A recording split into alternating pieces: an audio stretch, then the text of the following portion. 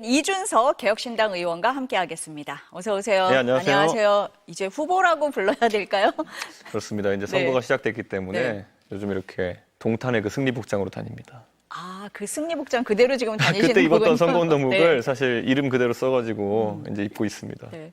아니, 요새 보니까 뭐 너무너무 바쁘신 것 같아요. 출퇴근길 인사 매일 하고 계시던데 오늘 하루 종일 비 오는데 오늘도 하셨습니까? 오늘은 이제 고속터미널 쪽에서 그 사평역을 통해서 경부고속도로 진입하는 그 램프에서 제가 인사를 드렸는데요. 비가 와도 시간이 얼마 남지 않았기 때문에 열심히 해야 되지 않겠습니까? 예, 선거하는 사람은 비 와도 뛰어나가야 됩니다. 비가 오면 지하철역 안에서. 네. 근데 선거 때마다 보니까 거리 인사 하시잖아요. 예. 이유가 있으세요? 저는 정치하는 사람들이 현장을 최대한 많이 갔으면 하는 생각입니다. 이게 여론조사라는 건 우리가 전화 받은 사람들이 예, 아니오 정도를 답하는 거로 여론을 파악하잖아요. 근데 현장에 나가서 출퇴근하시는 분들 직접 만나서 얘기해 보면은 그 눈빛 하나하나부터 그리고 제가 하는 리액션에 반응하는 모습이라든지 이런 것 하나하나 민심 파악에 정말 도움이 되거든요.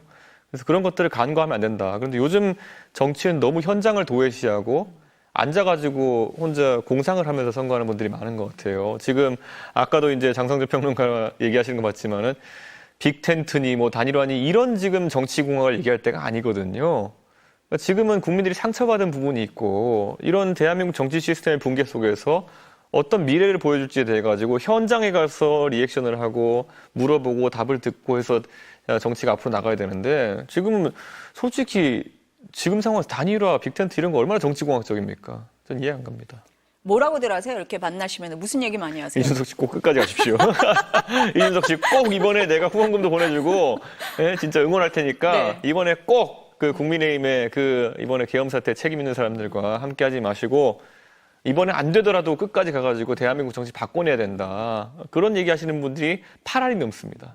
아니, 지금 서울하고 대구 중심으로 많이 다니신 것 같은데 그래요? 예, 맞습니다. 네. 예. 가서 그러면은 서울하고 대구하고 좀 다릅니까? 하는 얘기가? 다르죠. 조금 다릅니다. 근데 대구에서는 아무래도 좀 자책하는 그런 분들도 계시고요. 아니, 그때 이준석 씨가 하는 말을 좀 들었어야 되는데 이런 말씀하는 분도 있고 한편으로는 어떻게는 이재명을 막아야 되니까 좀 한 번만 같이 손을 잡아. 제가 그래서 이재명을 막는 게 정치의 목표가 아닙니다. 정치 바로 세우는 게 제 목표입니다. 뭐 이런 말씀도 드리고 뭐 사실 대구의 분위기는 조금 다릅니다. 예. 대구에서는 다른 얘기를 하셔요? 대구에서는 그런 식으로 그러니까 좀 네, 보수가 잘 되려면 어떻게 되냐에 대한 이야기고 서울에서는 가다 보면 젊은 세대가 특히 밖에 많이 다니다 보니까요. 젊은 세대 입장에서 최근에 정치 상황이 얼마나 여의도 그들만의 리그로 돌아가는지. 사실 나와 있는 어떤 분이 예전에 여의도 사투리 안 쓰겠다 그랬는데 요즘 그분도 여의도 사투리 많이 쓰시거든요. 그러니까 여의도에 쓰이는 문법 가지고 너무 정치판이 돌아가는 것이 아니냐. 그런 얘기 많이 하십니다. 호남도 이제 가십니까? 호남도 가야지요. 네, 네. 저는 이제 과거 같으면은 국민의힘도 호남에서 경쟁을 하고 조국혁신당도 호남에서 경쟁을 하고 이런 국면이 있었다면은 조국혁신당 같은 경우는 이번에 후보를 안 내기로 했고 국민의힘은 사실 이번에 호남의 지지를 받을 수가 없는 상황입니다. 호남민들의 마음속에 계엄이란 단어는 다른 지역 사람들이 상상할 수 없을 정도 상처로 남아있기 때문에 그 계엄을 일으킨 정당이 어떻게 표를 달라 할 수 있겠습니까? 제가 민주당의 선명한 대안으로서 과거에 사실 복합 쇼핑몰 문제부터 해서 제가 호남에 제시했던 여러 아이디어들 큰 호응을 얻었었거든요. 이번에도 제가 호남의 대안이 될 수 있도록 노력하겠습니다. 어제는 세종 가셨더라고요. 지금 보니까 뭐 국민의힘, 민주당 다 세종시대 열겠다 하고 있는데 네. 좀 다른 구상 갖고 계세요? 어떠세요? 저는 세종에서 이제 의사당과 집무실이 완성되면은 기존의 정치 문화를 바꿀 수 있는 그런 공간이 된다. 제가 브라질리아를 우원식 의장님 모시고 출장을 갔다 왔는데요. 브라질리아는 그 계획도시이기 때문에 한가운데 삼권 광장이라는 곳이 있습니다. 입법부, 사법부, 행정부를 상징하는 대표 기관들이 하나의 광장을 공유하면서 둘러싸고 있거든요. 그게 사실 뭐 건축가분들이 말씀하시기도 하지만은 공간의 설계가 사람들의 행동 양식을 지배하기도 하거든요. 그런 공유하는 공간이 있는 입법부와 행정부. 그래서 제가 세종에 가면은 19만 평 정도 지금 의사당 부지를 잡아놓은 게 있거든요. S1 구역에. 근데 거기에 저는 19만 평이면 지금 서울 여의도가 10만 평인데 의사당이 충분히 대통령 집무실과 의사당을 한 구역 안에 넣을 수 있다. 그래서 여러 가지 시설을 공유한 형태로 만들어가지고 강제적으로 협치를 하는 공간으로 만들면 좋겠고 세종 의사당과 집무실이 대한민국 정치 문화를 바꾸는 계기가 되기 바란다. 이게 저희 의사를 좀 더한 것이고 저는 사실 세종 시민들께 꼭 말씀드리고 싶은 게요. 세종시는 원래 노무현 대통령의 설계도 노무현 대통령의 꿈이었고요. 그리고 그걸 지켜낸 건 박근혜의 소신이었습니다. 저는 그 두 가지를 꼭 담아가지고 세종시의 그런 행정, 그런 수도로서의 기능 완성시키겠습니다. 아까 이 옷이 네. 동탄 선거 때 입었던 옷이다 이런 말씀을 하셨잖아요. 네. 동탄 모델 이야기를 많이 하시더라고요. 예, 예. 그때도 삼자구도였고 막판 뒤집기에 성공하신 거잖아요. 어떤 전략을 말씀하시는 걸까요? 큰 틀에서는요, 네. 동탄이 과거에, 그러니까 제 앞에 이원욱 의원님이 민주당으로 당선되실 때 65%의 지지율로 당선됐던 곳입니다. 국민의힘은 35%였던 곳이죠. 근데 제가 42%로 당선되고 민주당이 38%로 줄어들었습니다. 그러면 한 25% 정도에 달하는 민주당 지지층이 저에게 이전된 것인데요.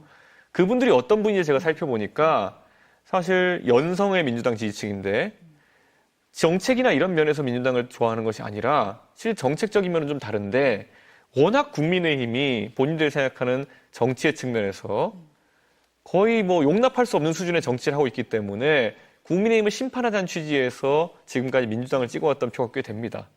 그런데 그분들이 개혁신당이라는 대안이 생기니까 그러면 우리도 한번 개혁신당이라는 곳이 우리 정책적으로는 비슷해 보이니까 한번 찍어보자 해서 저에게 민주당에서 한 25% 가까운 지지율이 이전되고 국민의힘에서 한 17% 정도는 지지율이 이전돼가지고 합쳐 42%로 승리한 곳이 동산이거든요.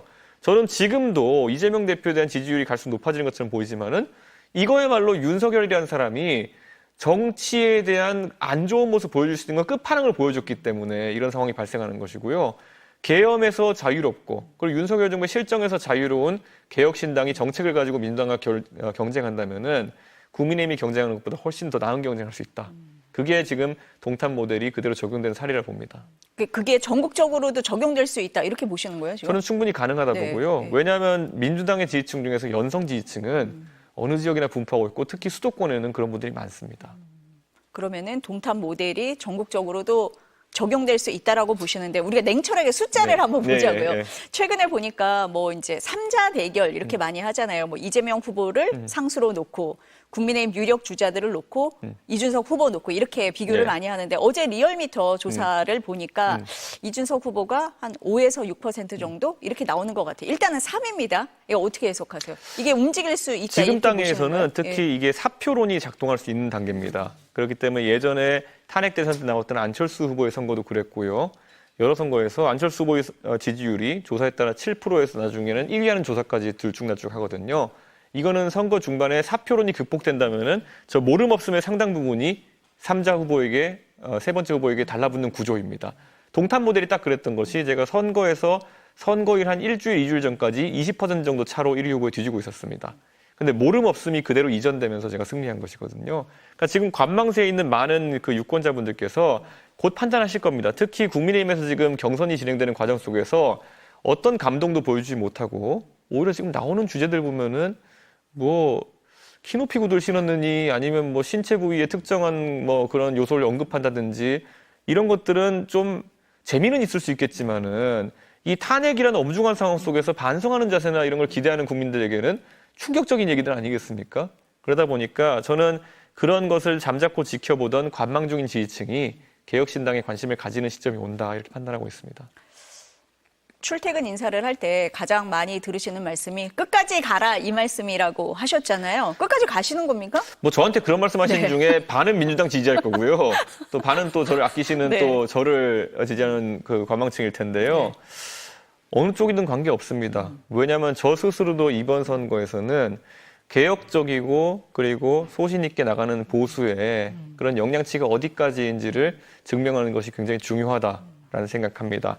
지금까지 많은 이런 시도를 했던 분들이 있었죠. 유승민 의원 같은 분들도 있었는데 이번에 안타깝게 경선에 참여 안 하시고 그 외에도 오세훈 시장 같은 경우에도 상당히 좀 다른 스타일의 보수를 구사하셨던 분인데 사실 이제 그분들이 저와 또 관계가 있는 분들이긴 하지만은 그분들의 짐마저 제가 어깨에 얹고 해야 된다는 책임감이 이제 생기고 있습니다. 그래서 그분들이 못다 이뤄낸 그런 중도 보수 또는 개혁 보수의 꿈까지 제가 이뤄내도록 하겠습니다. 그래서 저는 완주합니다.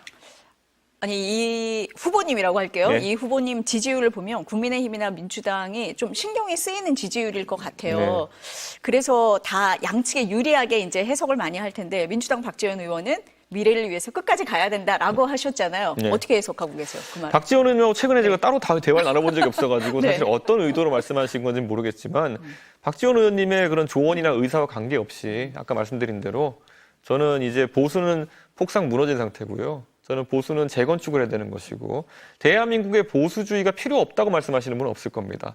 하지만 저런 썩은 보수 같은 경우에는 이제 도려내고 새로운 보수의 싹을 틔워야 되는 것이고 대선이라는 공간은 그것을 실현하기 아주 좋은 공간입니다. 그래서 우리가 이것을 빨리 착수한다면은 빠르면 이번 선거부터 늦더라도 다음 선거부터 이런 것이 결실을 맺을 수 있다라는 생각하고 있습니다.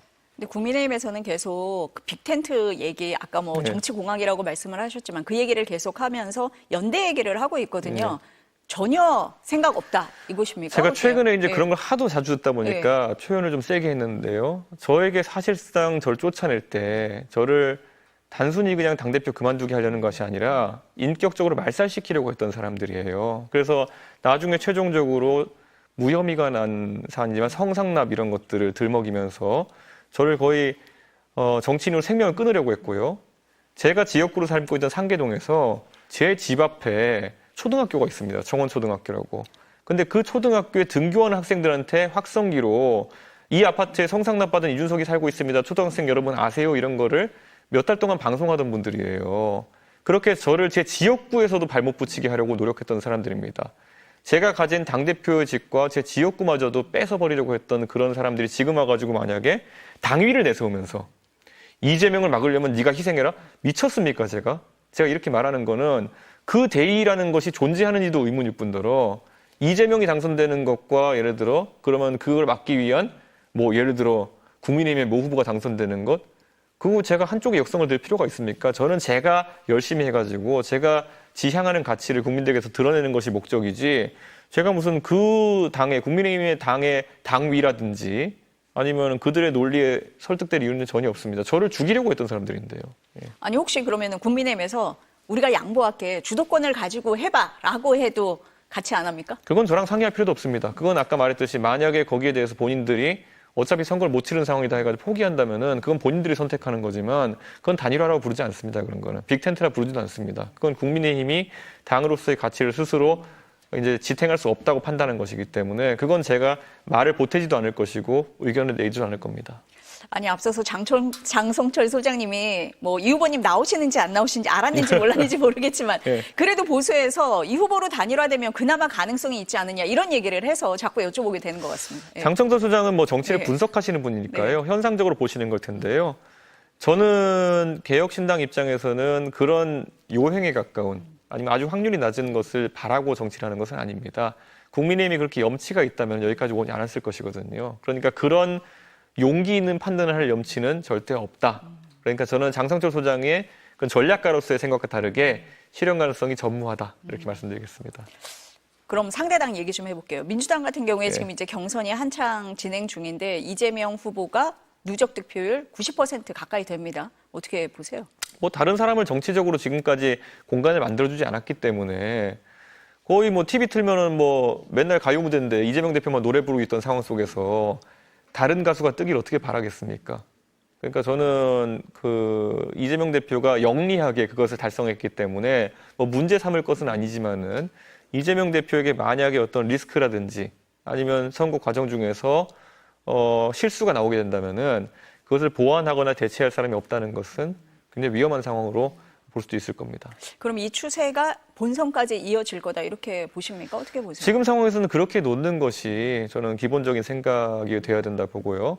하지만 이재명 대표는 과거에 이제 대선을 한번 뛰었던 분이고 그때도 정책면이라는 곳에서 일정한 문제점들을 노출했던 사람입니다. 많은 사람들이 기억하는 본인이 말하는 기본소득이나 이런 것들에 대한 재원을 어떻게 조달하느냐에 대해서 굉장히 경제학적으로 부적절한 답변들을 많이 했다고 저는 기억하거든요.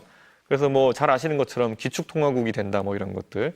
기축통화국이 되면 우리가 발권력이나 아니면 부채를 끌어들일 수 있는 능력을 바탕으로 해서 이런 복지를 한다는 건데 사실 그것도 좀 말이 안 되는 것 같고 그런 것 때문에 사실 선거 과정 중에 젊은 세대가 비현실적인 그런 경제관이라 생각해서 떠난 적도 있거든요. 그래서 이재명 대표가 물론 그걸 얼마나 보완했을지는 지켜봐야겠지만은 저는 충분히 공략할 자신 있고 이재명 대표보다는 제가 그런 정책적으로 준비를 많이 했다 생각합니다. 국민의힘은 어떻게 보세요? 오늘 1차 컷오프 발표하잖아요. 4명 누가 들어갈 걸로 보세요? 제가 이런 말 잘 안 하는데요. 네. 결과에서 꼭 안철수 의원님이 그 4명 안에 들었으면 좋겠습니다. 왜냐하면은 누군가는 계엄에서 선명하게 자유로운 사람이 그리고 그 엄중한 상황에서 올바른 판단할 수 있는 사람이 국민의힘에도 있다는 걸 보여줬으면 좋겠고요. 안철수 의원님이 여러 가지 지금까지 저랑 의견이 다른 점도 있었지만은 적어도 과학기술에 대한 이해라든지 제시하는 방법론 같은 것들은 저와 생각이 비슷한 경우가 많습니다. 최근에 AI가 화두가 되니까 대선 주자라는 사람들이 내용을 제대로 알지도 못하고 흔히 약간 사기성 공약처럼 뭐 얘 100조 투자하겠다, 200조 투자하겠다, 엔비디아 만들겠다 뭐 이런 식으로 좀 국민들을 좀 너무 얕잡아 보는 공약들을 내고 있거든요. 그런데 안철수 의원 내시는 공약 보면은 아, 역시 저 분야는 그래도 안철수 의원이 역할이 있으시구나 하는 생각이기 때문에 저는 이번에 꼭 안철수 의원이 이번 1차 경선에 살아남아가지고 국민의힘의 경선 내에서도 뭐 가발이니 이런 얘기보다는 이런 얘기가 좀 많이 나왔으면 좋겠다. 그런 생각입니다. 조금 생산적인 얘기를 하는 후보가 나왔으면 좋겠다. 필요합니다. 네, 사실 네. 그런 역할을 누군가 해줘야 되는데 지금은 너무 이 가십성 얘기들이 나오니까 좀 안타깝습니다. 국민의힘 안에서도 대선 경선이 주목받아야 되는데 지금 뉴스의 중심에 윤 전 대통령이 계속 등장을 하잖아요. 제가 이상한 사람이라 계속 그랬잖아요. 제가 3년째 그 사람 이상한 사람이라고 하는데 결국에는 경고를 무시하다 저렇게 된 거 아닙니까? 제가 만나본 사람 중에 제일 이상한 사람이에요. 그러면 어제 형사재판 보셨어요, 혹시? 네, 예. 그럼 어떻게 보셨어요? 그러니까 논리가 이상하잖아요. 그러니까 칼이라는 것이 이렇게 쓰일 수도 있고 이렇게 쓰일 수 있다는 건데요. 결국 어쨌든 칼로 살인을 하면 안 되는 거 아닙니까? 근데 계엄을 통해 가지고 결국엔 국가기관을 장악하려고 했던 거는 온 국민이 목도했던 건데 계엄을 잘 썼다는 증거가 있는 것도 아닌데 계엄은 도구일 뿐이라는 식으로 얘기하는 것 자체가 저분이 검사였으니까 자기 하고 싶은 말들을 했으니 다행이지 저분이 변호사였으면은 굉장히 성적이 안 좋았을 겁니다. 검사는 자기가 좀 이상한 얘기해도 어쨌든 갑의 위치에 있으니까 저 법조인으로서 검찰총장까지 가신 거지 법정에서 저런 식으로 변호했으면은 변호사를 어떻게 먹고 사셨겠습니까?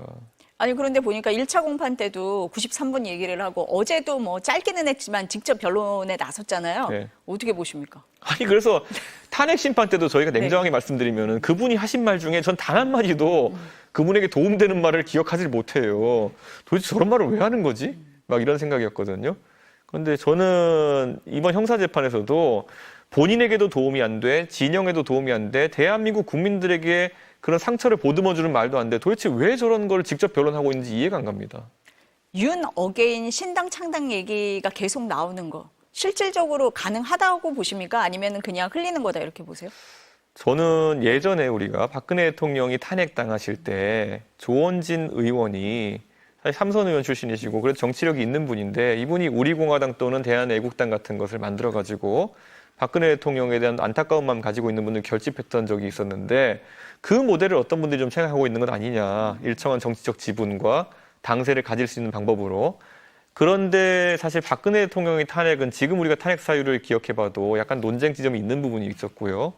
그리고 윤석열 대통령에 비해 가지고 저 탄핵을 안타까워하는 사람이 거의 없습니다. 그래서 사실 탄핵 결과가 나온 다음에 썰물 빠지듯이 진짜 그 시위에 있던 인원들이 빠졌잖아요. 그러니까 저는 8대 0으로 이렇게 결과 나온 뒤부터는 보수에서도 저 윤석열 대통령을 기리는 사람이 많지가 않아요. 그래서 그분들 약간 굳이 비즈니스 마인드로 표현하자면은 잘못된 가수를 붙들었다. 지금 기획사 하시려는 것 같은데 좀 노래 잘 부르는 가수를 잡으셔야 되는데 저 가수는 될 가수가 아니다. 가능성도 낮다 이렇게 보십니까? 저 가수는 전혀 상품성이 없습니다. 한덕수 권한대행은 어떻게 보세요? 사실 한덕수 권한대행에 대해서 저는 뭐 저도 가끔 사적으로 교류하고 이러면 굉장히 훌륭한 분이라는 생각을 합니다. 하지만 급조된 정치는 안 된다는 생각이 국민들한테 많을 것 같습니다. 윤석열 대통령도 여러 한계점이 있었지만은 정치화가 안 된 급조된 관료의 특성을 많이 보였거든요.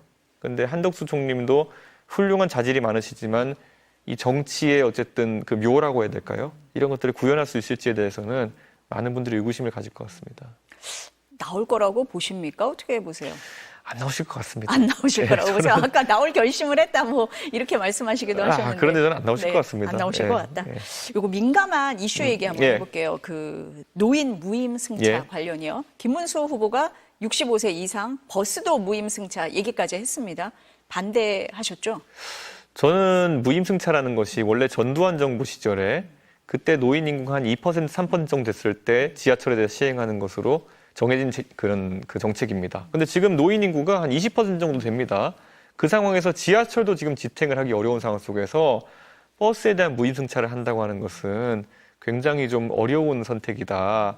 사실 이것의 중간 지점으로 오세훈 시장이 기후동행 카드를 통해 가지고 버스랑 지하철을 정액권으로 합리적인 가격에 이용할 수 있는 그런 제도를 만들었거든요. 저는 그런 부분에 오히려 비중을 둬가지고 노인분들을 위한 기후동행 카드 액수를 따로 해가지고 발권한다든지 이런 정도의 정책은 검토가 가능하겠으나 아마 김문수 후보가 급하게 이런 선거에 뛰어들다 보니까 그런 정책 면에 대해서 돈 숫자나 아니면은 실제 어떤 제도가 보완되어 나와 있는지 이런 것들을 파악하지 못하신 게 아닌가 싶습니다. 저는 굳이 만약에 그런 걸 하신다면은 어르신용 기후동행 카드 권종을 따로 하는 것이 어떠냐. 이 정도가 정책적 대안일 것 같습니다.